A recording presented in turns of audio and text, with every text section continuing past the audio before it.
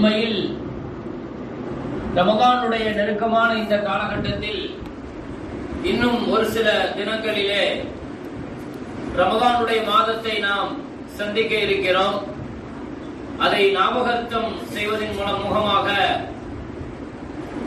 இங்கே ஓதப்பட்ட திருக்குர்ஆன் இறைவசனம் நமக்கு நோன்பையும் ரமதான் மாதத்தையும் ஞாபகப்படுத்தியது. இப்படியான ஒரு அமல் செய்வதற்கான நெருக்கமான காலகட்டத்தில் இருக்கிற இந்த நாம் சந்திக்கிற ஷஅபான் மாதத்தினுடைய இந்த இறுதி ஞாயிற்றுக்கிழமையிலே அல்ஹம்துலில்லாஹ் இப்படி ஒரு மதரசாவினுடைய ஆண்டு விழா நடத்தப்படுகிறது. உண்மையில் நவாஸ் பாய் அவர்கள் சொன்னது போல நிறைய அழுத்தங்கள், மதரசாக்களினுடைய பட்டமளிப்பு விழாக்கள், பல்வேறு நிகழ்ச்சிகள், அடுத்தடுத்து நிறைய நெருக்கடிகள் தரப்பட்டுச்சு பல்வேறு இடங்களில் இருந்தும். ஏனென்றால் கடைசி ஞாயிற்றுக்கிழமை என்பதனால் நிறைய ஊர்கள்ல மதரசாவினுடைய நிகழ்ச்சிகளை நடத்துவதற்காக ஜமாத்துல் உலமா என்று பல்வேறு நிகழ்ச்சிகள் மூலமாக கேட்டாலும் கூட இது நமது ஊரினுடைய, நமது மஹல்லாவினுடைய, நம்முடைய மதரசாவினுடைய நிகழ்ச்சி என்கின்ற அடிப்படையில் அதில் மிக உறுதியாக இருந்தோம். நிச்சயமாக இப்படி ஒரு வாய்ப்பு, இந்த வாய்ப்பின் வழியாக எந்த நோக்கத்திற்காக இதை ரொம்ப உறுதியாக நாம் பிடித்தோமோ அந்த நோக்கத்தினுடைய எண்ணங்களை அல்லாஹு தஆலா இக்லாஸாக்கி தருவானாக. இங்கே பேசப்படுகிற செய்தியின் மூலமாக நம்முடைய மஹல்லால நல்ல மாற்றங்கள் விளைவதற்கு அல்லாஹு தஆலா இந்த சபையையும் இந்த செய்திகளையும் அல்லாஹ் காரணமாக்கி தருவானாக. இதற்காக முன்னெடுக்கிற, முயற்சி செய்கிற, ஒத்துழைக்கிற, உதவி செய்கிற, பாடுபட்டு கொண்டிருக்கிற, துஆ செய்கிற, கலந்து கொண்டு சிறப்பிக்கிற அனைவர்களுக்கும் அல்லாஹ் துன்யா ஆகிரத்தினுடைய சிறந்த நல்ல கூலி அல்லாஹ் வழங்கி அருள் புரிவானாக. சங்கைக்கும் மரியாதைக்கும் உரிய மஸ்ஜிதினுடைய நிர்வாக பெருமக்களே, சுற்று வட்டார பாலவாக்கம் மஹமூதியா மஸ்ஜித், கரீம் நகர் மஸ்ஜித் போன்ற சுற்று வட்டார மஸ்ஜிதுகளுடைய கண்ணியமிக்க நிர்வாக பெருமக்களே, சங்கைக்கும் மரியாதைக்கும் உரிய மஸ்ஜிதினுடைய தலைமை இமாம், துணை இமாம், ஹசரத் பெருந்தகை, உலமா பெருந்தகைகளே, சங்கைமிக்க ஆலிம் பெருமக்களே, வருகை தந்திருக்கிற ஜமாத்தார்களே, மாணவ செல்வங்களே, மாணவர்களுடைய பெற்றோர்களே, தாய்மார்களே, எல்லாம் வல்ல ரப்புல் ஆலமீன் அல்லாஹு தஆலா இந்த சபையில் பேசப்படுகிற வார்த்தையை அல்லாஹ் ஹிதாயத்திற்கு அல்லாஹ் காரணமாக்கி வைப்பானாக. அல்ஹம்துலில்லாஹ். 14ஆம் ஆண்டு மக்தபு மதரசாவினுடைய ஆண்டு விழா. பொதுவாக ஒரு மஸ்ஜிதினுடைய அடையாளம் என்பது மக்தபு தான். எந்த இடத்தில் மஸ்ஜிதுகள் உருவாக்கப்படுகிறதோ அந்த இடத்தில் எவ்வளவு வேகமாக மக்தபுகள் நிலைநிறுத்தப்படுமோ அந்த மஸ்ஜிதுகள் பாதுகாக்கப்படும், மஹல்லாக்கள் பாதுகாக்கப்படும். ஒரு மஸ்ஜிதினுடைய உயிரோட்டம்ங்கிறது மக்தபு தான். அந்த மக்தபுடைய பாதுகாப்புல கவனம் செலுத்தலன்னு சொன்னா ஒரு சமுதாயம், நீங்க மஹல்லால என்ன பெரிய மாற்றத்தை நீங்க கொண்டு வந்தாலும், எவ்வளவு பெரிய வளர்ச்சியை கொண்டு வந்தாலும், எங்க மஹல்லால நாங்க அந்த உதவி செஞ்சிட்டோம், இந்த உதவி செஞ்சிட்டோம், பொருளாதார உதவி செஞ்சிட்டோம், இப்படி செஞ்சிட்டோம், எத்தனை விஷயங்களை நீங்க காட்டினாலும் அடிப்படை இதுதான், மக்தபு தான். இதை நீங்க தவற விட்டுட்டு மேல எவ்வளவு பெரிய கட்டடங்களை கட்டினாலும் அது வீணானதுதான், பலகீனமானதுதான். இதை முதல்ல விளங்கிக்காரு. ஒரு மஹல்லாவினுடைய உயிரோட்டம் மக்தபு தான். அந்த அடிப்படையில் அல்லாஹ்வுடைய கிருபையில நான் பெருமைக்காகவோ அல்லது இந்த வந்திருக்கிறேன் பேசுவதற்காக சொல்லணும் என்பதற்காக நான் சொல்லல. அல்ஹம்துலில்லாஹ். ஹிதாயா மஸ்ஜிதினுடைய நிர்வாகத்தை பொறுத்தவரையில் எதை செய்தாலும் அல்ஹம்துலில்லாஹ் தரமாகவே செய்வார்கள். ஒரு மக்தபை கையில் எடுத்தாலும் சரி, ஒரு நிஸ்வான கையில் எடுத்தாலும் சரி, நாங்கள் உலமாக்களுக்கு மத்தியில நாங்கள் நிறைய சம்பந்தமாக பேசிக் கொள்வோம். பொதுவாக அதற்காக பெரிய அளவுல மெனக்கெடணும், அதுக்காக நிறைய தியாகம் செய்யணும். அதுக்காக அர்ப்பணிக்கணும். ஒரு விஷயத்தை தரமாக செய்யறதுங்கிறது அல்லாஹ்வுக்கு ரொம்ப பிடிக்கும். நபிகள் நாயகம் ஸல்லல்லாஹு அலைஹி வஸல்லம் சொன்னாங்க, ஏதாவது பணி செய்யணுங்கிறதுக்காக எல்லாத்தையும் தூக்கி போட்டு செய்யறது கிடையாது. செஞ்ச வேலையை தரமா செய்யும். என்ன பொறுப்பை எடுக்கிறீங்களோ, நாங்க மக்தபுகள் இத்தனை பிள்ளைங்களை சேர்த்துட்டோம், இத்தனை பேர் மக்தபுல படிக்கிறாங்க, நிஸ்வான் இத்தனை பேர், அதை தரமாக செய்து பழகும். எதை செய்தாலும் சுன்அல்லாஹ் இல்லதி அத்தகன குல்ல ஷை, அல்லாஹ்வினுடைய எந்த செயலை எடுத்துக்கொண்டாலும் அவன் தரமாகத்தான் செய்வான் அப்படின்னு அல்லாஹ் குர்ஆன்ல சொல்றான். அல்லாஹ்வுக்கு ஒரு பொருளை, ஒரு விஷயத்தை எதை செய்தாலும் அது சின்ன விஷயம் பெரிய விஷயம் நிறைய இருக்கணும், குவாண்டிட்டி அதிகமா இருக்கணும். குவாலிட்டி தான் அல்லாஹ் எல்லா விஷயத்திலும் இருப்பான். அது தரத்தோடு தரமாக, மக்தபு மதரசா அது ஒரு ஒழுங்கோடு ஒரு அமைப்போடு, அதுக்காக தனி டீம் போட்டு, நிஸ்வானுக்கு தனி டீம் போட்டு, மஸ்ஜிதுக்கு தனி டீம் போட்டு, ஒவ்வொரு மூதி ஒவ்வொரு விஷயத்திலும் அந்த தரமாக செய்யறது இருக்குது பாருங்க. 1,07,000 கிலோமீட்டர் வேகத்துல இந்த பூமியினுடைய பயணிக்கு, அப்படிதானே? 1,07,000 கிலோமீட்டர் வேகத்துல அல்லாஹ் குர்ஆன்ல சொல்றதே ஒரு செய்தியை சொல்ல வரான். என்ன சொல்ல வரான்னா, பூமி இவ்வளவு வேகமா பயணிக்குது. பூமியினுடைய வேகம் என்ன? பூமி ஒரே இடத்துல நிக்கிறது இல்லையே. பூமிங்கிறது என்ன செஞ்சுட்டு இருக்கு? வேகமா போய்கிட்டு இருக்கு. பூமியினுடைய வேகம் என்ன? 1,07,000 கிலோமீட்டர் வேகத்துல போகுதான் பூமி. وَتَرَى الْجِبَالَ تَحْسَبُهَا جَامِدَةً وَهِيَ تَمُرُّ مَرَّ السَّحَابِ. அல்லாஹ் குர்ஆன்ல சொல்றான், பூமியை நிலைநிறுத்தி இருக்கிற மலைகளை நீங்க பார்க்கிற பொழுது அது ஒரே இடத்துல உறைஞ்சு போய் இருக்குதுன்னா நினைக்கிறீங்க? மலைகள் ஒரே இடத்துல இருக்குதுன்னா நினைக்கிறீங்கன்னு அல்லாஹ் கேட்கிறான். இல்ல இல்ல, وَهِيَ تَمُرُّ مَرَّ السَّحَابِ, மேகம் எப்படி வேகமாக பயணிக்குதோ அதே மாதிரி மலைகளும் பயணிக்கும். மேகம் போற மாதிரி மலைகளும் போய் கொண்டிருக்கிறது. ஏன் மலைகள் போகுது? என்ன மலை எதன் மீது நட்டி வைக்கப்பட்டிருக்கிறதோ அந்த பூமி வேகமா பயணிக்குது. 1,08,000 கிலோமீட்டர் வேகத்துல போகிற அந்த பூமி, அந்த ஆயத்து கேட்கிற கேள்வி நம்மள்ட்ட இதுதான். என்ன கேக்குதுன்னா, இவ்வளவு வேகமா போகுது உங்களுக்கு தெரியுதா? நல்லா கேட்கிறேன். பூமி போயிட்டு இருக்குது, நம்ம ஒரு 60 கிலோமீட்டர் வேகத்துல டூ வீலர்ல போறோம், ஒரு 80 கிலோமீட்டர் வேகத்துல போறோம். போறது தெரியுமா தெரியாதா? கார்ல ஒரு 140 போறோம், 160 போறோம், கொஞ்சம் கூட்டிடுச்சுன்னு வைங்க, அது எப்படி ஷேக் ஆக ஆரம்பிச்சு. ஆனா இவ்வளவு வேகத்துல போகுது தெரியலையே. அல்லாஹ் அதான் கேட்கிறான், ஏன் தெரியல தெரியுமா? சுன்அல்லாஹ் இல்லதி அத்தகன குல்ல ஷை, அது அவனுடைய படைப்பு. அவன் எதை செஞ்சாலும் தரமா செய்வாங்க.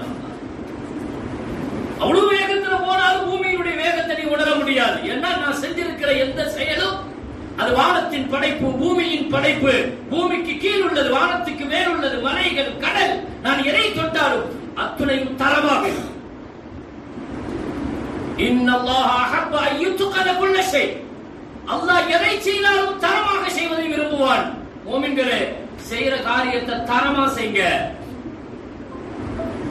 தகுதியா செய்யுங்க, முறையா செய்யுங்க அப்படின்னு நபிகள் நாயகம் ஸல்லல்லாஹு அலைஹி வஸல்லம் சொன்ன அந்த செய்தி அல்ஹம்துலில்லாஹ் அவ்வளவு ஒழுங்குடன் அமைப்புடன் மிகச் சிறப்பாக பல்வேறு பணிகளில் முன்னெடுத்திருக்கிற மக்தபுனுடைய பணி உண்மையில் ஒரு மஹல்லாவினுடைய உயிரோட்டம், ஒரு மஹல்லாவுடைய உயிரோட்டம். இஸ்லாம் வளரத் தொடங்கியது எப்ப தெரியுமா? இஸ்லாம் நாடுகளை கைப்பற்றியது அதிகமாக எப்பொழுது தெரியுமா? ஹஜ்ரத் உமர் ரலியல்லாஹுடைய ஆட்சி காலம். உமர் ரலியல்லாஹுடைய ஆட்சி காலத்துல தான் பல்வேறு நாடுகள் இஸ்லாமிய மயமாகுது. 22 லட்சம் சதுர மைல் முஸ்லிம்கள் கையகப்படுத்துறாங்க. எவ்வளவு தூரத்திற்கு இஸ்லாம் வளருதோ அதுக்கு ஈக்குவலாக உமர் ரலியல்லாஹு கவனம் செலுத்துறது மக்தபுகள் விஷயம். உமர் ரலியல்லாஹுடைய சக்சஸ் மக்தப் தாங்க. தம்பி ஏன் பேசுற? பேசாம இருக்கணும்.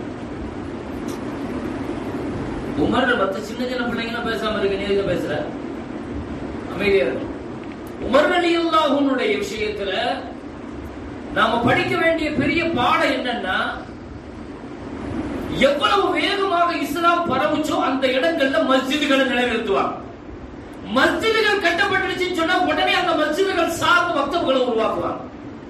நாடுகள் கடந்து போகும். 900 மஸ்ஜிதுகள் உமர் ரலியல்லாஹுடைய கண்ட்ரோல்ல வந்துச்சு. எத்தனை மஸ்ஜித்? 900 மஸ்ஜித் உமர் ரலியல்லாஹுடைய கண்ட்ரோல்ல. ஆனா மக்தபுகள் எத்தனைன்னா 4900 மஸ்ஜிதுகள் இருந்துச்சு, மக்தபுகள் இருந்துச்சு. 900 மஸ்ஜிதுகள், ஆனா மக்தபுகள் அதை பன்மடங்கா கொண்டு போயிட்டே இருந்தாங்க உமர் ரலியல்லாஹு. மக்தபுடைய உஸ்தாதுமார்களுக்கு பெரிய அளவுல சம்பளம் கொடுக்கணும்னு அன்னைக்கு 15 தீர்கம் கொடுத்தாங்க. 15 தீர்கம்ங்கிறது அன்னைக்கு பெரிய காசு. மக்தபுடைய உஸ்தாதுகளுக்கு, முஅல்லிம்களுக்கு என்ன, இந்த தீனுடைய பேஸ்மெண்ட் அதுதான். அது தகர்ந்துடக்கூடாது. எங்கெங்கெல்லாம் மஸ்ஜிதுகளை நோக்கி இஸ்லாம் பயணிச்சுச்சோ அங்கெல்லாம் பிரம்மாண்டமான மக்தபுகள். எங்கெங்கெல்லாம் மஸ்ஜிதுகள் வேகமாக பயணிக்குதோ அங்கெல்லாம் மக்தபுகளையும் வேகமாக என்ன செஞ்சாங்க? அதற்கு முரணியல்லாஹ். என்ன காரணம்? இஸ்லாத்தினுடைய வெற்றி அதுதான். அதை இழந்துட்டு அதுக்கு பின்னால ஒண்ணும் கிடையாது. ஒரு மஹல்லால நீங்க பிள்ளைகளை அடிப்படையான இந்த மக்தபுகள் நீங்க கொடுக்கலன்னு சொன்னா கண்ணை மூடிட்டு பெரும் பெரும் உலமாக்கள் சொல்றாங்க, அந்த மஹல்லால இருந்து ஆரோக்கியமாக நல்ல தீப்பற்றுள்ள இளைஞர்களை தயவு செய்து எதிர்பார்க்காதீங்க. செய்யற தப்பெல்லாம் செஞ்சுட்டு மக்தபுகளுடைய வாடை கூட காட்டுறது இல்ல, மக்தபுகளுக்கு பிள்ளைய வர வைக்கிறது இல்ல, தீனை கொடுக்கறது இல்ல. பிறகு இளைஞன் அப்படி செஞ்சான், போதைக்கு அடிமையாயிட்டான், பெண்ணுக்கு அடிமையாயிட்டான், அப்படி போறான், இப்படி போறான், அது செய்யறான், இது செய்யறான்னு குற்றங்களை சொல்லிக் கொண்டிருக்கிறதுல அர்த்தம் இல்ல. ஒரு பெரிய இறைநேசர்கிட்ட கேட்ட கேள்வி, தான் மகனை கூட்டிட்டு போய், பெரிய இறைநேசர், என் பிள்ளை 12வது முடிச்சுட்டான், இப்ப நான் என் பிள்ளைய டாக்டர் இன்ஜினியர் ஆக்க படிக்க வைக்க அனுப்பவா அல்லது ஹாஃபிதா ஆலிமா ஆக்க அனுப்பவா என் பையனை அப்படின்னு ஒரு பெரிய இறைநேசர்கிட்ட ஆலிம்கிட்ட போய் என்ன செய்யறாங்க கேட்கிறாங்க. அழகான பதில் சொன்னாங்களாம். அவங்க, உன் பிள்ளைய டாக்டரா இன்ஜினியரா படிக்க அனுப்புறது ஹராம் இல்ல, ஆனா ஹாஃபிதா ஆலிமா ஆக்குவது ஃபர்தும் இல்ல. ஆனா உன் பிள்ளைக்கு மக்தபனுடைய இல்மு நீ கொடுக்கலன்னு சொல்லி சொன்னா ஃபர்த விட்ட குற்றவாளியா நீ ஆயிடுவேன். எவ்வளவு அழகான பதில். ஹாஃபிதா ஆலிமா ஆக்குறது ஃபர்து கிடையாது, டாக்டரா இன்ஜினியரா ஆக்குறது ஒண்ணு ஹராம் கிடையாது. ஆனா இதெல்லாம் கொடுக்காண்டா பிரச்சனை. முதல்ல உன் பிள்ளைக்கு மக்தபனுடைய குர்ஆனையும் குர்ஆனுடைய இல்மையும் நீ கொடு. அது கொடுக்கலன்னா ஃபர்த விட்டு குற்றவாளிடுவே. தலபுல் இல்மி ஃபரீதத்துன் அலா குல்லி முஸ்லிம். ஒரு முஸ்லிமின் மீது கல்வியை கொடுக்கிறது, தேடுறது ஃபர்து. இந்த ஹதீஸ் நம்ம படிச்சிருக்கோமா இல்லையா? இந்த ஹதீஸை படிச்சிருக்கிறோம். ஃபர்துனா என்னங்க? தொழுகைய ஃபர்து தானே. தொழுகையை விட்டா நோன்பு ஃபர்து தானே. நோன்பை விட்டா குற்றம் தானே, குற்றவாளிகள் தானே. அதே மாதிரி தான் பிள்ளைகளுக்கு முறையான மக்தபனுடைய இல்ம, அவனுக்கு தேவையான இல்ம, தொழுகையினுடைய இல்ம, ஆதாபுகளை, அகாயிதுகளை, ஹதீஸ, தஃசீர, தாரீக கொடுக்கலன்னு சொன்னா அது குற்றம். பெருமக்கள், அது குற்றம் தான். அந்த குற்றவாளிங்கிற அந்த உணர்ச்சி நமக்கு வரணும். கொடுக்க தவறிட்டோமே.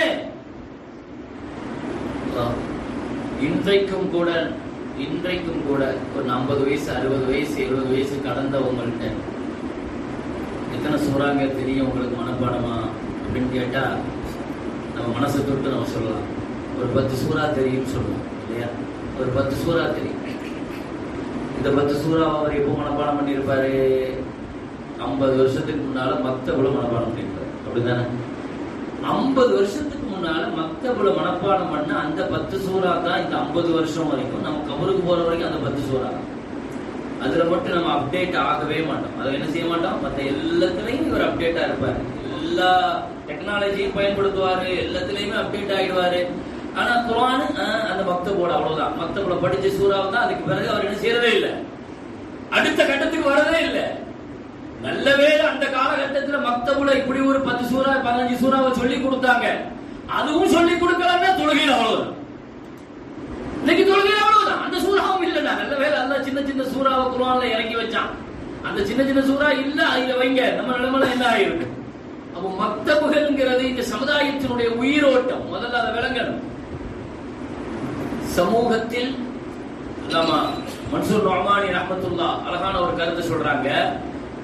மக்தபு இருக்கிற உங்க பிள்ளைகளுக்கு 2 வாய்ப்பு தான் இருக்குது. ஒண்ணு, நீங்க மக்தபனுடைய இல்ம கொடுக்கணும். அப்படி இல்லைன்னா அந்த பிள்ளையுடைய சிந்தனையை முறுத்தத்தான் நீங்க மாத்தணும். இது நவுபில் அல்லாஹ் பாதுகாக்கணும். அந்த இல்ம கொடுக்கலன்னா அந்த பிள்ளைங்க நாத்திக சிந்தனைக்கு தள்ளப்பட்டுருவாங்க. நீங்க மக்தபனுடைய முறையான இந்த காலகட்டத்தில் பிள்ளைகளுக்கு என்ன, ஒரு மக்தபுல என்ன கொடுக்கறாங்கன்னு நினைக்கிறீங்க? முதல்ல அதை நீங்க விளங்கணும். மக்தபுல என்ன கொடுக்கறாங்க? ஸலஃபஸ் எல்லாம் என்ன இருக்கட்டும், என்ன கொடுக்கிறாங்கிறத நீங்க விளங்கணுமா இல்லையா? குர்ஆனை கொடுக்கிறாங்க, ஹதீஸ கொடுக்கிறாங்க, அகாயிது இஸ்லாத்தினுடைய கொள்கைகளை கொடுக்கிறாங்க. ஒரு மோமினுக்கு கொள்கைங்கிறது ரொம்ப முக்கியம். அல்லாஹ்னா யார்? அல்லாஹ் பத்தி கொள்கை, மலக்குமார்களை பத்தி, ரசூல்மார்களை பத்தி, வேதங்களை பத்தி, விதியை பத்தி. அகீதா ரொம்ப முக்கியம் இல்லையா? கொள்கைகள். மக்தபுகள் இந்த பிள்ளைகளுக்கு கொடுக்க வேண்டிய முதல்ல அகீதா. நபிகள் நாயகம் ஸல்லல்லாஹு அலைஹி வஸல்லம் சின்ன பிள்ளைங்களை எல்லாம் முதல்ல பிள்ளைங்களை பார்த்தா முதல்ல என்ன கொடுப்பாங்கன்னா, முதல் விஷயம் பிள்ளைகளுக்கு அகாயிதை சொல்லிக் கொடுப்பாங்க, கொள்கைகளை சொல்லிக் கொடுப்பாங்க. இதா சஅல்த ஃபஸ்அலில்லாஹ் வ இதா ஸ்தஅன்த ஃபஸ்தஇன் பில்லாஹ். 7 வயசு பிள்ளை இப்னு அப்பாஸ் ரலியல்லாஹு ரசூலுல்லாஹ்வுடைய மக்தபுல படிச்ச கல்வி இது. மக்தபுடைய இல்மு பிள்ளைகளுக்கு நம்ம சொல்லிக் கொடுக்கிறோமா? அல்லாஹ்வை பத்தி நம்ம சொல்லிக் கொடுக்கிறோமா? அல்லாஹ்ட்ட தான் கேட்கணும். உதவின்னு கேட்டா அல்லாஹ்ட்ட கேளு, கையேந்தினா அல்லாஹ்ட்ட கையேந்தி கேளு.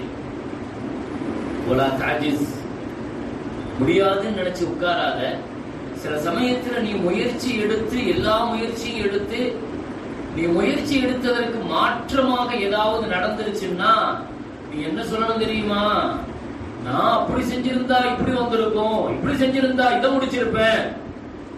அதை நீ சொல்லவே கூடாது. என்ன சொல்லணும் தெரியுமா? குல் கத்தர் அல்லாஹ் மாஷா ஃபஅல. அல்லாஹ் நாடுனது நடந்திருக்குது அப்படின்னு சொல்லு, அப்படின்னு சொல்லி கொடுத்தாரு. சொல்லிட்டு ஒரு வார்த்தை சொன்னாங்க, உலகமே சேர்ந்து உனக்கு ஒரு நன்மையை செய்ய நினைச்சாலும் அல்லாஹ் நாடுனதான் செய்ய முடியும் மகனே. உலகமே சேர்ந்து உனக்கு ஒரு தீங்கு தரணும்னு நினைச்சாலும் அல்லாஹ் நினைச்சாலும் செய்ய முடியும். தெளிவா சொல்லி கொடுத்துட்டாங்க, முடிச்சுட்டாங்க. இதுதான் அகீதா, இதுதான் கொள்கை. அல்லாஹ் பத்தியுடைய கொள்கையில கொஞ்சம் ஆட்டம் கண்டாலும் இஸ்லாம் வெளியே போயிடும். இன்னைக்கு உங்களுடைய பிள்ளைகள் பள்ளிக்கூடத்துல, காலேஜுகள்ல, கல்லூரிகள்ல, யூனிவர்சிட்டிகள்ல படிக்கிற இந்த இல்முல எதிலேயும் அல்லாஹுவை காட்டுகிற கல்வி கிடையாது. எல்லாம் மெட்டீரியலிச, செக்குலரிச கல்வி. அது நீ இப்படி மாட்டிக்கிட்டியா, இதை வச்சு தப்பிச்சுக்கோ, பணத்தை சம்பாதிச்சு படிச்சுக்கோ, இதை செஞ்சா இந்த மருத்துவத்தை பாரு. இப்படியே தான் பிள்ளைகளை வளர்க்கவே தவிர அவன் படிக்கிறது போல இதைத்தான் படிக்கிறான்.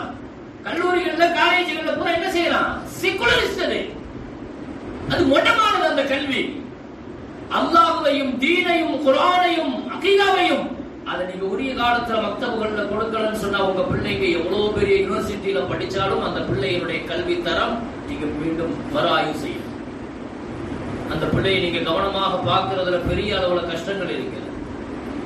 எனவே நான் என்ன சொல்ல வரேன், மக்தபு மதரசாங்கிறது ஒரு மஹல்லாவினுடைய உயிரோட்டம். அது நீங்க அதுக்கு உயிர் கொடுத்தே ஆகணும். எப்பாடுபட்டாவது உயிர் கொடுங்க. இது வெறும் என்ன நிர்வாகிகளுக்கு மட்டும் பொறுப்பு கிடையாது. இது ஒரு 4 பேர்கள் கொண்ட ஒரு டீம். அது 4 பேரும் இதுல இறங்கினா மட்டும்தான் ஜெயிக்க முடியும். ஒரு மஹல்லால மக்தபுக்கு உயிரோட்டம் கொடுக்கிறதுக்கு 4 வகையானவங்களுடைய பொறுப்பு இருக்கு. இந்த 4 பேர்ல ஒருத்தர் சோரம் போயிட்டாலும் மக்தபு விழுந்துடும். பொறுப்புதாரிகளாக மஹல்லாவினுடைய நிர்வாக பெருமக்கள், நிர்வாகிகளுக்கு இதுக்கு பெரிய அளவுல பொறுப்பு இருக்கிறது. நாம் ஏற்றுக்கொள்கிறோம். அவங்க பணங்காசுகளை கொடுக்கிறதுக்கு எத்தனையோ பேர்கள் தயாராக வருவாங்க. ஆனா நேரத்தை கொடுக்கிறது இருக்குது பாருங்க, அதுதாங்க இன்னைக்கு நம்மள்ட்ட இருக்கிற பெரிய கஷ்டமே. நேரத்தை கொடுக்கிறது தான் இன்னைக்கு நம்மள்ட்ட உள்ள பெரிய கஞ்சத்தனம். என்னன்னா நேரத்தை மட்டும் கேட்காது. நான் என்ன வேணாலும் தரேன், என்ன படம் வேணுமா வாங்கிக்கோ, 10,000 ரூபாய் 20,000 ரூபாய், நான் ரெடியா இருக்கிறேன். நேரம் எனக்கு வந்து செய்யறதுக்கு வேற இல்லை, எனக்கு நேரம் இல்லை, எனக்கு பல்வேறு விஷயங்கள் அது இருக்கு, இது இருக்கு, கமிட்மெண்ட். அல்லாஹ்வுடைய கிருபையில எந்த மஹல்லால இன்னைக்கு எழுதி வச்சுக்கோங்க, எந்த மஹல்லால அந்த மஹல்லாவினுடைய நிர்வாகிகள் ஒரு போர்க்கால நடவடிக்கையாக நினைச்சு, ஒரு மஹல்லாவினுடைய உயிரும் நினைச்சு மக்தபுக்கு நேரம் கொடுக்கிறாங்களோ அந்த மஹல்லால மட்டும்தான் மக்தபுகள் பிரகாசமாக தெரியும். இமாம் கஸாலி ரஹ்மத்துல்லாஹ் நிசாமியான் பக்தாதுல ஒரு பெரிய மதரசாவை நடத்தினாங்க. இமாம் கஸாலி ரஹ்மத்துல்லாஹ் எத்தனை லட்சம் பேர் ஓதுனாங்க தெரியுமாங்க? சுமார் 8 லட்சம் பேர்கள் ஓதுனாங்க. அந்த மதரசாவுக்கு மாத்திரம் அந்த அரசாங்கம் செலவழித்த தொகை 6 லட்சம் தங்க காசாம். வருஷத்துக்கு 6 லட்சம். அப்படி நினைச்சதுனால தான் இன்னைக்கு உலகம் முழுக்க அந்த நிசாமியாங்கிற அந்த பல்கலைக்கழகம் உலகம் முழுக்க பேசப்படுது. பக்தாதினுடைய மதரசா இன்னைக்கு உலகம் முழுக்க பேசப்படுதுன்னா என்ன காரணம் நினைக்கிறீங்க? ஒரு மதரசாவினுடைய பங்களிப்புல முதல்ல பொருளாதாரம்ங்கிறது ரொம்ப பிரதானம். நிர்வாகிகள் மக்களுடைய முக்கியமான அணுகுமுறை. எனவே நிர்வாகிகள், சம்பந்தப்பட்ட ஆசிரியர்கள், உஸ்தாதுமார்கள், சார்ந்திருக்கிற பெற்றோர்கள், அதே மாதிரி சமுதாயத்தினுடைய பணம் படைத்தவர்கள், இந்த 4 பேர்கள் சேர்ந்தா மட்டும்தான் எப்படி ஒரு ஜனநாயகத்தை தூக்கி நிறுத்துறதுக்கு 4 தூண்கள் இருக்கிறோ, அதிகாரம், ஆட்சி, ஊடகம் என்றெல்லாம் 4 தூண்கள் என்று சொல்லுவார்கள் ஒரு ஜனநாயகத்தினுடைய முக்கியமான விஷயங்களுக்காக. அதே மாதிரி ஒரு மக்தபனுடைய 4 தூண் இதுதான். உஸ்தாது, ஒரு மஹல்லாவுக்கு ஆசிரியர் உஸ்தாது ரொம்ப முக்கியம். உஸ்தாது அர்ப்பணிப்புணர்வுடன் கிடைக்கணும், அது பெரிய விஷயம். மக்தபனுடைய விஷயத்தில் அப்படியான உஸ்தாதுமார்கள் கிடைச்சா மட்டும்தான். இதெல்லாம் இது நம்ம மஹல்லாங்கிறதுனால நான் ரொம்ப ஓப்பனா இதை நான் பேசுறேன். நமக்குள்ள பேசிக் கொள்றதுங்கிறதுனால நம்ம இதை யோசிக்கணும். இதுல ஏதாவது ஒண்ணு இதானா கொஞ்சம் யோசி பாருங்க. இப்ராஹிம் அலைஹிஸ்ஸலாம் காபத்துல்லாஹ்வை கட்டி முடிச்சாங்க. காபாவை கட்டி முடிச்சு நிறைய துவா கேட்டாங்க. ஒரு பள்ளிவாசலை கட்டிட்டாங்க. ஒரு உலகத்தினுடைய முதல் பள்ளிவாசல் கட்டின வரலாறு. பள்ளிவாசலை பூரா கட்டி முடிச்சுட்டு யா அல்லாஹ் இதை கபூல் செய்யணும், இந்த ஊர் மக்களை முஸ்லிமாக்கணும், அதாக்கணும், இதாக்கணும் நிறைய சொல்லிக்கிட்டே வந்தாங்க. கடைசியா ஒரு துவா கேட்டாங்க. அப்பதான் அல்லாஹ் அவங்க நின்றுகிட்டு இருந்த அந்த காலை மகாம இப்ராஹிம்ங்கிற அந்த கருப்பு கல்லுல அல்லாஹ் உள்ள பதிச்சான். நீங்க போய் மகாம இப்ராஹிம் நம்ம பாக்குறப்ப கருங்கல்லு, அது சொர்க்கத்துல இருந்து இறக்கப்பட்ட கல்லு. அங்க 2 கல்லு இருக்குது. ஒன்னு ஹஜ்ருல் அஸ்வத் இருக்குது பாருங்க, அதுவும் சொர்க்கத்தினுடைய கல்லு தான். அதே மாதிரி இப்ராஹிம் அலைஹிஸ்ஸலாம் காலடிப்பட்ட அந்த கல்லு இருக்குது பாருங்க, காலடி தடம் இருக்கிற இன்னைக்கு தங்க கூண்டுல அடைச்சு வச்சிருப்பாங்க. அத அங்க இருக்கிற அற்புதங்கள்லயே முதன்மையான அற்புதம் அல்லாஹ் ஃபீ ஆயாத்தும் பையினாத்தும் மகாம் இப்ராஹிம். அல்லாஹ் குர்ஆன்ல முதல் அற்புதம் சொல்றது மகாம் இப்ராஹிம் தான். இப்ராஹிம் அலைஹிஸ்ஸலாம் காலடி பதிஞ்சிச்சு பாருங்க, அது ஒரு ஆட்டோமேட்டிக் லிஃப்ட். அது அந்த கல்லு அதுல நின்று தான் கட்டினாங்க காபத்துல்லா. அந்த கல்லினுடைய வரலாறு என்ன? அந்த கல்லுல நின்று தான் காபாவை கட்டுறாங்க. அப்படியே பில்டிங் ஹைட் ஆக அப்படியே அந்த கல் அப்படியே என்ன செய்யும், தானாகவே ஹைட் ஆகிட்டே போகும். அந்த கல்லினுடைய அமைப்பு அல்லாஹ் அப்படித்தான் கொடுத்திருந்தான். அது ஒரு ஆட்டோமேட்டிக் ஒரு லிஃப்ட் மாதிரி. அப்படியே கொஞ்சம் கொஞ்சமா ஏறிக்கிட்டே இருந்துச்சு. உயரத்துல கட்டி முடிச்சாங்க. கட்டி முடிச்ச உடனே காபத்துல்லா கட்டி முடிச்சிட்டு அதே கல்லுல நின்று வாஸ்தின் ஃபின்னாசி பில் ஹஜ்ஜி, உலக மக்களுக்கு ஹஜ்ஜிக்கு அழைப்பு கொடுங்கன்னு அல்லாஹ் சொன்னா அந்த கல்லுல நின்று தான் அழைப்பு கொடுத்தாங்க. அந்த கல்லுல நின்று தான் அழைப்பு கொடுத்தாங்க. எல்லாத்தையும் காபாவை கட்டியாச்சு, எல்லாம் தொழுகைக்கு வாங்க ஹஜ்ஜிக்கு வாங்கன்னு அழைப்பு கொடுத்தாச்சு, எல்லாம் நடந்து போச்சு. மஹல்லா விஸ்தீர்ணம் ஆயிடுமா? முஸ்லிம்களை ஆக்கி வைன்னு கேட்டுட்டாங்க, தொழுகையாளியா என் மக்களை ஆக்கி வைன்னு கேட்டுட்டாங்க, எல்லாம் முடிஞ்சிச்சு. ஆனா எப்ப கால் பதிஞ்சிச்சு தெரியுமா? ரப்பனா வபாஸ் ஃபீஹிம் ரசூலன், யா அல்லாஹ் இந்த ஊருக்கு நல்ல ஆசிரியரை அனுப்பி வைன்னு கேட்டாங்க. இந்த ஊருக்கு ஒரு நல்ல ரசூலை, ஒரு தூதரை அனுப்பி வை. தூதனுடைய வேலை என்ன? அல்லாஹ் சொன்னா யத்ரு அலைஹிம் ஆயாத்திக, முதல் வேலை குர்ஆன் ஓதி கொடுக்கிறார். முதல்லயே அல்லாஹ் என்ன சொல்றான்? திலாவத்து குர்ஆன். ரசூலுல்லாஹ்வுடைய பணி என்ன? நபி ஸல்லல்லாஹு அலைஹி வஸல்லம் இந்த உலகத்துல புரட்சி செஞ்சாங்க. அறியாமையில இருந்த அந்த சமுதாயத்தை வெளியே கொண்டு வந்த, இதெல்லாம் சரிதான். ஆனா முதல் வேலை என்ன? அல்லாஹ்வுடைய வார்த்தை தானே. யத்ரு அலைஹிம் ஆயாத்திக, குர்ஆனுடைய திலாவத்து தான் முதல்ல. இப்னு சீனா சொல்லுவார், அலி இப்னு சீனா, உலகத்தினுடைய கிறிஸ்தவர்கள் அல் கானூன் ஃபி திப்ங்கிற ஒரு நூல் இருக்குது, மருத்துவ உலகத்தினுடைய பைபிள் சொல்லுவாங்க. அவர் எழுதின மருத்துவ புக்கு. நம்ம முஸ்லீம் அலி இப்னு சீனா எழுதின புக்கு. கிறிஸ்துவ உலகமே, ஐரோப்பிய உலகமே அந்த நூலை கேம்பிரிட்ஜ் போன்ற பெரிய பெரிய பல்கலைக்கழகங்களை மருத்துவத்துக்கு வச்சிருக்காங்க. அந்த புக்கை ஒரு முஸ்லீம் எழுதின புக்கு. அது அல் கானூன் ஃபி திப். அவ்வளவு பெரிய ஆள் அலி இப்னு சீனா, ஒரு முஸ்லீம். அவர் சொல்றாரு, உங்க பிள்ளைய டாக்டர் ஆக்குங்க, மருத்துவர் ஆக்குங்க, நான் உங்க பிள்ளைக்கு முதல் இல்மா குர்ஆன கொடுத்துருங்க. இல்லைன்னு சொன்னா அந்த பிள்ளை அல்லாஹ் எதிர்பார்க்கிற டாக்டரா இருக்காது, அந்த பிள்ளை உங்களுக்கும் பயனுள்ள பிள்ளையா இருக்காதுங்கிற. குர்ஆனுடைய வாடை இல்லாமல் மருத்துவம் படிக்க வைக்க வேண்டாம்னு சொல்லல. மருத்துவத்தை இஸ்லாம் எப்பொழுதுமே தள்ளி ஆம்பளை பிள்ளைங்களுக்கும் பொம்பளை பிள்ளைங்களுக்கும் வேண்டாம் சொல்லல. ஸல்லல்லாஹு அலைஹி வஸல்லம் ஒரு சஹாபி கேட்டார், சாத் ரலியல்லாஹு யா ரசூலல்லாஹ், என் பிள்ளையை நான் படிக்க வைக்கணும், என்ன படிக்க வைக்க? என் பொம்பளை பிள்ளை, ஒரே ஒரு பொம்பளை பிள்ளை. ஸல்லல்லாஹு அலைஹி வஸல்லம் மருத்துவம் படிக்க வைக்கிறேன் அப்படின்னு ஒரு மருத்துவம் படிக்க வச்சாங்க. டாக்டர் ஆகிட்டார், பிள்ளை டாக்டர் ஆகிட்டார். ரசூலுல்லாஹ் காலத்துல சாத் ரலியல்லாஹு தங்களுடைய மகளை ருஃபைதா, அந்த அம்மா பேரு, டாக்டர் ஆக்கினார். டாக்டர் ஆகிய ரசூலுல்லாஹ் அரசுல என் பிள்ளை டாக்டர் ஆகி, அப்படியா? ஸல்லல்லாஹு அலைஹி வஸல்லம் சொன்னாங்க, நான் மஸ்ஜிது நபவியிலேயே ஒரு மருத்துவமனை கட்டி கொடுக்கிறேன்னு செல்லாசன் கட்டி கொடுத்தேன். மஸ்ஜிது நபவியில ருஃபைனாவினுடைய மருத்துவமனை வரலாற்றில் நீங்க மறக்கவே முடியாது. அந்த இடத்தை பெரிய பெரிய சஹாபாக்கள் அங்க நம்ம வைத்தியம் பார்த்தாங்க. சாதனை அல்லாஹ் போன்ற சஹாபிகள் ருஃபைனாட்ட டாக்டராகவோ இன்ஜினியராகவோ துறை சார்ந்த நிபுணர்களாகவோ டெக்னாலஜி படிக்க வேண்டாம் சொல்லல.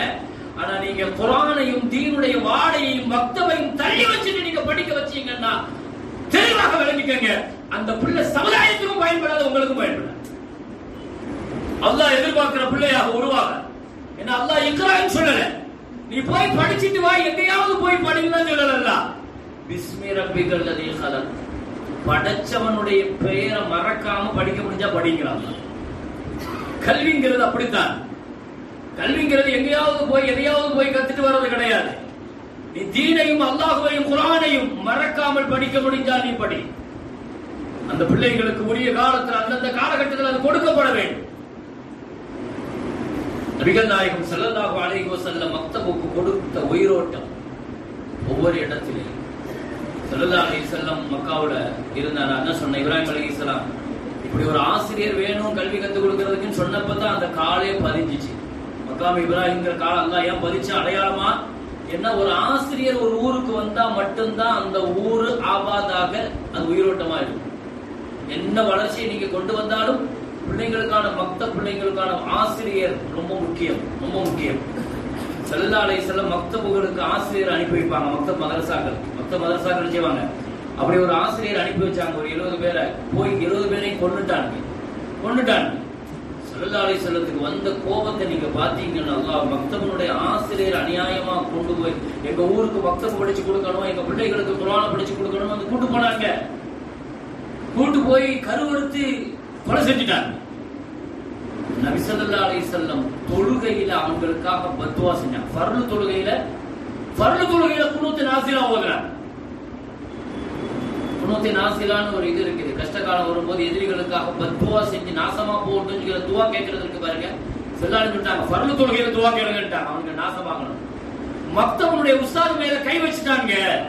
குர்ஆன் ஓதி கொடுக்கிற உஸ்தாத்ல கை வச்சுட்டாங்க. அதனால நபி ஸல்லல்லாஹு அலைஹி வஸல்லம் அதுல ரொம்ப கவனம் செலுத்தினாங்க. மக்தபுடைய உஸ்தாதுகள் மேல, மக்தபுகள் மேல.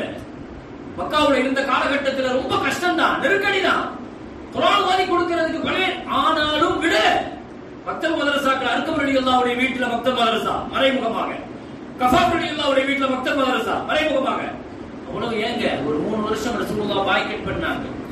ஊரை விட்டு ஒதுக்கி வச்சாங்க. ஷுஅபா அபி தாலிப்ங்கிற ஒரு பெரிய பள்ளத்தாக்கு கணவாயில அங்க நடந்துச்சுங்க மக்தப் மதரசா, குர்ஆனுடைய மதரசா. அந்த தள்ளி வைக்கப்பட்ட அந்த 3 வருஷத்திலேயும் மக்தப் மதரசா ஸல்லல்லாஹு அலைஹி வஸல்லம் விடல. இந்த உம்மத்து பயணிக்கிற இடங்களில் எல்லாம் நபிகள் நாயகம் ஸல்லல்லாஹு அலைஹி வஸல்லம் மக்தப் மதரசாவுக்கான அடித்தளங்களை நட்டிட்டே போனாங்க. அதை வளர்ச்சி பாதை கொண்டு போனாங்க. மதீனாவுக்கு உள்ள நுழையிறாங்க ஸல்லல்லாஹு அலைஹி வஸல்லம். மதீனாவுக்கு உள்ள போனாங்க. உள்ள நுழைஞ்ச உடனே என்ன செஞ்சாங்க? பள்ளிவாசல் குபா பள்ளி, உடனே அங்க ஒரு மக்தபு. அந்த மக்தபுக்கு சாலிம் ரலியல்லாஹு உஸாலாக்குனாங்க. அதுக்கு பிறகு கொஞ்சம் தூரம் ஒரு 80 குடும்பங்கள் இஸ்லாத்தை ஏற்றுக்கொண்டாங்க. அதே இடத்துல புரைதா ரலியல்லாஹு ஸல்லல்லாஹு அலைஹி வஸல்லம் நீங்க இந்த 80 குடும்பங்களுக்கு நீங்க மக்தப் உஸ்தாதா போங்க. ஸல்லல்லாஹு அலைஹி வஸல்லம் அடுத்து உள்ள போறாங்க. மஸ்ஜிது நபவி நமக்கு தெரியும் இல்லையா? மஸ்ஜிது நபவி கட்ட உடனே சுஃபா மதரசா 400 மாணவர்கள். பின்னால் அது டே ஸ்காலர், பின்னால் ஹாஸ்டல். உன்னால எப்படி முடியும்? தங்கி படிக்க முடியுமா? 400 பேர் தங்கி படிச்சாங்க. 700 பேர் டே ஸ்காலரா வந்துட்டு போவாங்க. ஸல்லல்லாஹு அலைஹி வஸல்லம் எல்லாம் ஒரு மஹல்லாவினுடைய வளர்ச்சியில் முஹம்மது ரசூலுல்லாஹி ஸல்லல்லாஹு அலைஹி வஸல்லம் பயணித்த பாதை. அதை விட்டுட்டோம்னு சொன்னா நிச்சயமாக இந்த சமுதாயத்தில் நல்ல மாற்றங்களை கண்டிப்பாக கொண்டு வர முடியாது. எனவே அதுக்காக பெரிய முயற்சி எடுக்கணும். நான் சொன்னது போல இதுல சம்பந்தப்பட்ட உலமாக்களுடைய பொறுப்பு இருக்கு, நிர்வாக பெருமக்களுடைய பொறுப்பு இருக்கு, பெற்றோர்களுடைய பொறுப்பு இருக்கு, பிள்ளைகளுடைய பங்களிப்பு இருக்கு. இந்த 4 பேர்களும் சேரணும். மஹல்லாவினுடைய 5வதாக கண்ணியமிக்க பொருளாதாரத்தினுடைய விஷயங்கள்ல பெரிய அளவுல செலவு செய்யுங்க. மற்ற விஷயத்துல நான் சொன்னது போல ஒரு போர்க்கால நடவடிக்கை எடுத்து செலவு செய்யுங்க. ஏன் மக்தபுகளை ஏன் இவ்வளவு தூரம் முக்கியத்துவம் கொடுக்க சொல்றேன்னு தெரியுமா? இன்னைக்கு நிறைய பேர்களுக்கு தெரியாது. சப்தமே இல்லாமல் அரபு மதரசாக்கள் செஞ்சுக்கிட்டே இருக்கும். அரபு மதரசாக்களுடைய நிலையை நீங்க கேள்விப்பட்டீங்கன்னு சொன்னா சக்கராத்துல கடந்து தள்ளாடுங்க அரபு மதரசாக்கள். நான் மனசு திறந்து சொல்றேன். பாரம்பரியமான பெரிய பெரிய மதரசாக்கள் 1000 பேர் 1500 பேர் ஓதுன மதரசா இன்னைக்கு 15 பேர் 20 பேர் ஓதி. இதெல்லாம் இந்த சமுதாயத்தினுடைய ஆரோக்கியம் நினைக்கிறீங்களா? இதை பத்தி நம்ம கவலைப்படுறோமா? இதை பத்தி நம்ம கொஞ்சமாவது கவலைப்படுறோமா? கொஞ்சம் யோசித்து பாருங்க. பாரம்பரியமான மதரசாக்கள்ல நிறைய தஞ்சை போன்ற இடங்கள்ல நிறைய அங்கதான் ஆரம்ப காலத்துல இருந்து பாரம்பரியம். அந்த மதரசாக்கள் எல்லாம் இன்னைக்கு கூட்டு போடப்பட்டு ஆட்டு தொழுவங்களாக மாட்டு தொழுவங்களாக இருக்கு மதரசா. அரபு மதரசாக்கள் சரிந்ததுக்கு என்ன காரணம் நினைக்கிறீங்க? அரபு மதரசாக்களுடைய சரிவுக்கு என்ன காரணம் தெரியுமா? மக்தபுகள் சரிஞ்சு போச்சுன்னு. ஏன்னா மக்தபையும் அரபு மதரசாவையும் பிரிக்கவே முடியாது. அரபு மதரசாக்களுக்கு வந்த மாணவர்கள் மக்தபுல இருந்தாலும் வந்தாங்க. மக்தபு சரிஞ்சதுனால அரபு மதரசாக்கள் சரிய ஆரம்பிச்சுட்டு. அரபு மதரசாக்கள் தீனுடைய கோட்டைகள். அதை சரிய விட்டுட்டோம்னா அதுக்கு பிறகு தீனை காப்பாற்ற முடியாது. இன்னைக்கு தீனுடைய சட்டங்கள் மேல, தலாக்கு மேல, இத்தா மேல, ஃபிக்ஹ் மேல இன்னைக்கு எதிரிகள் சர்வசாதாரணமாக கை வைக்கிறாங்கன்னா அதை மாத்துவேன், இதை மாத்துவேன், பொது சிவில் சட்டத்தை கொண்டு வருவேன், வக்ஃபனா மாத்துவேன் என்றெல்லாம் இன்னைக்கு அந்த சட்டங்களுடைய கேந்திரங்களாகவும் பாதுகாப்பாகவும் இருக்கிற அரபு மதரசாக்கள் இன்னைக்கு ஆட்டம் கண்டதுனால தான் இன்னைக்கு யார் யாரோ சட்டங்களை மாத்துறதுக்கான முயற்சிகள் இன்னைக்கு சமுதாயத்தில் செய்யணும். ஒரு பெரிய பதட்டத்தை உருவாக்குறாங்க. கிட்டத்தட்ட தமிழகம் முழுக்க சற்றேறக்குரிய ஒரு 6000 மக்தப் மதரசாக்கள் இருப்பதாக சொல்றாங்க. 6000 மக்தப் மதரசாக்கள், ஒரு 250 அரபு மதரசாக்கள் இருக்குதுங்கிறாங்க. சற்று முன்னர் ஒரு மக்தப் மதரசால இருந்து 2 புள்ளன் போட்டா கூட 6000 மதரசால இருந்து கிட்டத்தட்ட 12000 பிள்ளைகள். ஒரு அரபு மதரசாவுக்கு 50 பிள்ளைங்க கிடைக்கும் குறைஞ்சபட்சம். ஒரு அரபு மதரசா நாங்கள் எல்லாம் எங்க ஊர்ல மேலப்பாளையத்துல நாங்கள் ஓதுற காலகட்டங்கள்ல எங்க ஊருடைய மக்தபு பெரிய மக்தபு. வருஷத்துக்கு 2 மதரசாவுக்கு மாத்திரம். வருஷத்துக்கு அல்ஹம்துலில்லாஹ் ஒரு 30-35 வருஷத்துக்கு முன்னால உள்ள கதை தான் இது. திண்டுக்கல் யூசுபியா மதரசாவுக்கும் திருச்சி ஜாமியா அன்வார் மதரசா, இந்த 2 மதரசாவுக்கு மாத்திரம் குறைஞ்சபட்சம் எங்களுடைய மக்தபுகள்ல இருந்து இந்த மதரசாவுக்கு 50 பிள்ளைங்க, அந்த மதரசாவுக்கு 50 பிள்ளைகளை கொண்டு போவோம். மக்தபுகள் தான் அரபு மதரசாக்களுக்கு பிள்ளைகளை கொடுத்தது. ஒரு 50 பேர் நம்ம கணக்கு போட்டோம்னா ஒரு மதரசாவுக்கு 50 பேர் கிடைச்சாங்கன்னு சொன்னா கொஞ்சம் யோசிச்சு பாருங்க. இது ஒரு வருஷத்துல 10 வருஷத்துல இதனுடைய வளர்ச்சி, மதரசால வரக்கூடிய உலமாக்கள் எவ்வளவு பேர் வெளியே வருவாங்க. இன்னைக்கு சமுதாயத்தினுடைய அத்துணை வளர்ச்சியினுடைய பின்னணியிலும் மக்தப் மதரசாக்களுடைய விஷயங்களில் கவனம் செலுத்தாதனுடைய விளைவுகள் தான் இன்னைக்கு சமுதாயம் சந்திக்கிற நிறைய நெருக்கடிகள். எனவே நாம் இதை மீட்டெடுத்தால் சரி பண்ணி ஆகணும். மக்தப் மதரசாக்களுடைய விஷயங்கள்ல நேரங்கள் தான் பிரச்சனைன்னா நேரங்களை மாற்றி கொடுக்கணும். அதுக்கான எல்லா வகையிலையும் ஒத்துழைப்பு செய்வதற்கும் பணி செய்வதற்கும் சமுதாயத்தில் ஆட்கள் நிறைய இருக்கிறார். குறைஞ்சபட்சம் முதலில் நான் தெளிவாக சொல்லுவது, இதற்கான முதல் பொறுப்பாக நீங்கள் மக்தபுக்கு பிள்ளைகளை கொண்டு வந்து சேர்க்கிறதுல பல பேர்களுடைய பணிகளும் பங்களிப்புகளும் இருக்கிறது. இதனுடைய முதல் நான் பொறுப்பாக நான் முன்வைப்பதே தாய்மார்களை. நான் இந்த இடத்துல டார்கெட் பண்றது தாய்மார்களை. உங்களிடத்தில் இருந்துதான் ஒரு பிள்ளையினுடைய மக்தபுக்கான பணிகளும் வழிகளும் துவங்குகிறது. நீங்க முதல்ல அதுக்கான முதல் தயாரிப்பாக நீங்க மாறணும். அல்-உம்மு மதரசத்துல் அவ்வல். ஒரு தாய் முதல் மதரசான்னா ஒரு குழந்தை முதல்ல தர்பியத்து கத்துக்கிறதுங்கிறது எங்க இருந்து கத்துக்கிறது தெரியுமா? ஒரு பிள்ளைக்காக நம்ம எங்க கத்துக் கொடுக்க ஆரம்பிக்கிறோம் தெரியுமா? தாயினுடைய கருவறை தான் முதல் பிள்ளைக்கான பள்ளிக்கூடம். 18 மாச சிசுவாக 18 வார சிசுவாக இருக்கிற பொழுது கருவுல உள்ள ஒரு குழந்தை முதல்ல தாயினுடைய இதய துடிப்பை கேட்க ஆரம்பிக்கிறது. தாய்மார்கள் விளங்கணும். 18 வார சிசுவாக இருக்கிற பொழுது ஒரு குழந்தை முதல்ல தாயினுடைய இதய துடிப்பை கேட்க ஆரம்பிக்கும். 26 வார சிசுவாக இருக்கிற பொழுது அது கேட்கிற அந்த விஷயத்திற்கு எதிர்வினையாது. சயின்டிபிக்கா நிரூபிக்கப்பட்டு ஒரு குழந்தையினுடைய வளர்ச்சிங்கிறது கருவுடைய 70% வளருதான்.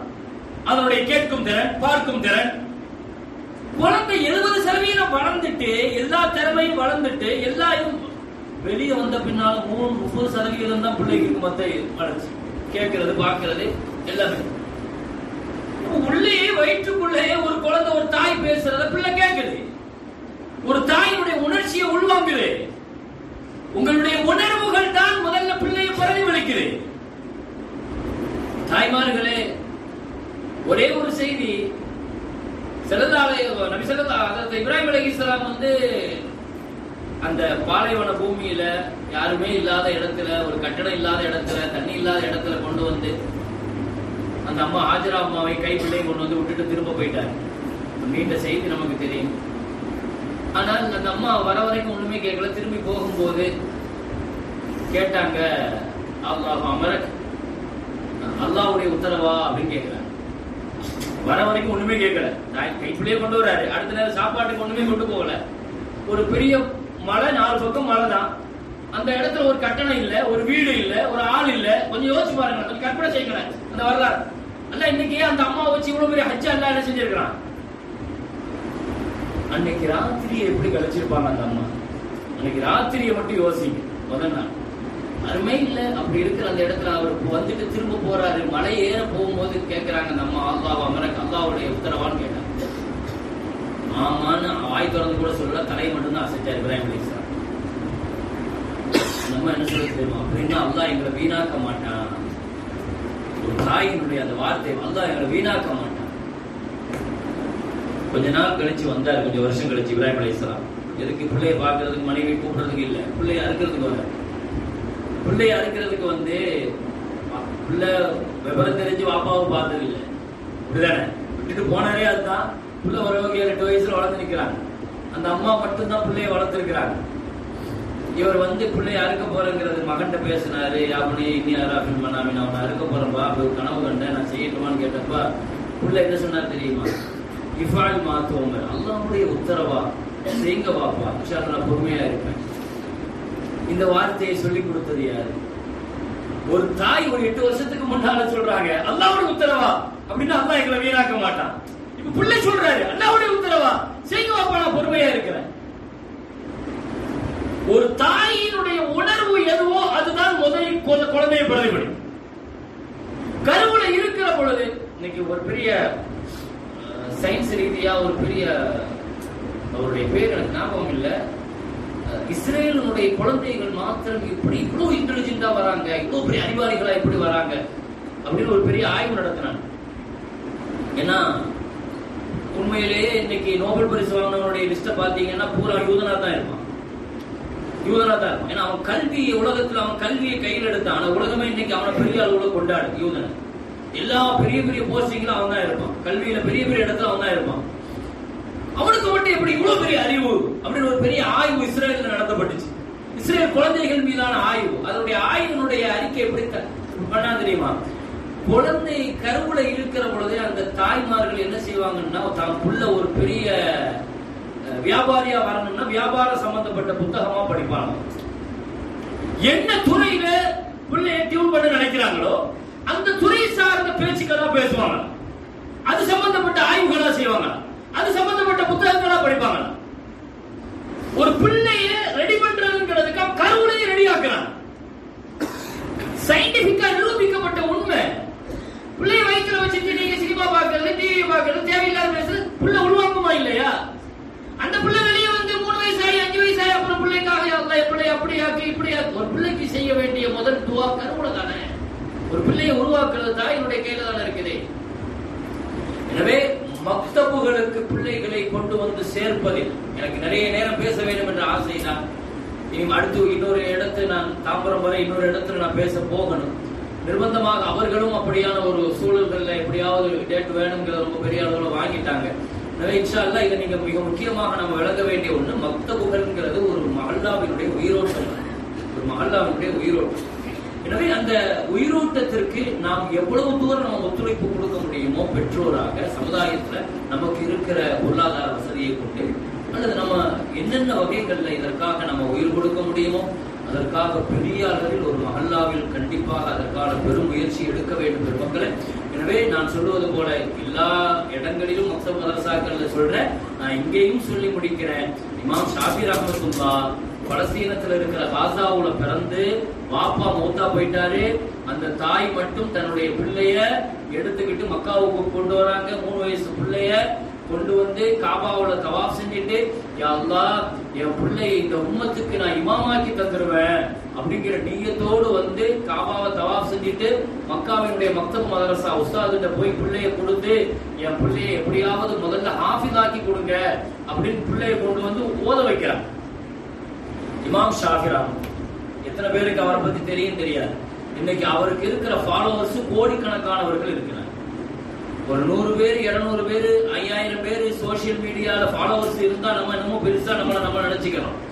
ஆனா இன்னைக்கும் கோடான கோடி பேருக்கு இமாம் ஷாஃபி ரஹ்மத்துல்லாஹுடைய ஃபாலோவர்ஸ் தான். அவங்களுடைய சட்டத்தை தான் ஃபாலோ பண்றாங்க. அவங்க எடுத்து இந்த மார்க்கத்தை சொல்லி தந்த மார்க்கத்தை தான் ஃபாலோ பண்றாங்க.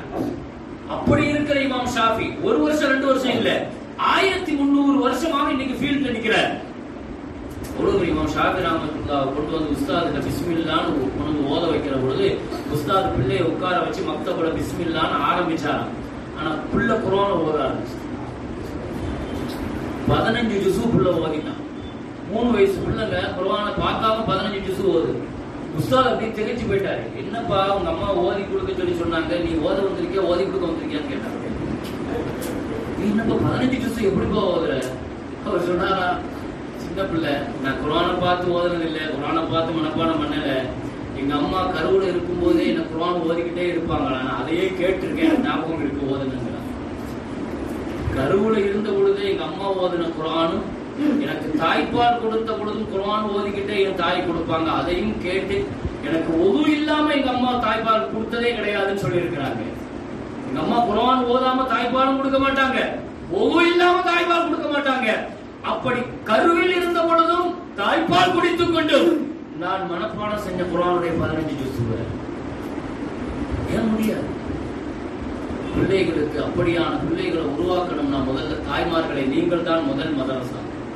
உங்கள் கருவிலே மடியிலே தவழ்ந்துதான் மஸ்ஜிதினுடைய மதரசாக்களை தொடுகிறார்கள் அந்த பிள்ளைகள். எனவே முதல் சரியா இருந்தால்தான் முற்றும் சரியாக இருக்கும். எனவே நீங்கள் பிள்ளைகளுக்காக சரியாகுங்கள், உங்கள் பிள்ளைகளை மக்தபுகளை நோக்கி சரிபடுத்துங்கள்.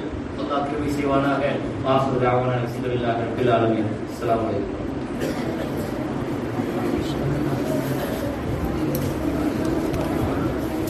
மாஷா அல்லாஹ், மிக அருமையாக பேசினார்கள். மக்தப் என்பது இந்த மக்காவுடைய உயிரோட்டம் என்பதாக சொன்னார்கள். மக்தப் இருந்தால் அரபு மதரசாக்களுக்கு பிள்ளைகள் உருவாக்குகிறார்கள் என்பதாக சொன்னார்கள். அதனுடைய லைவ் எக்ஸாம்பிளாக நம்முடைய மதரசா மக்தப் மதரசாவில் இருந்து 18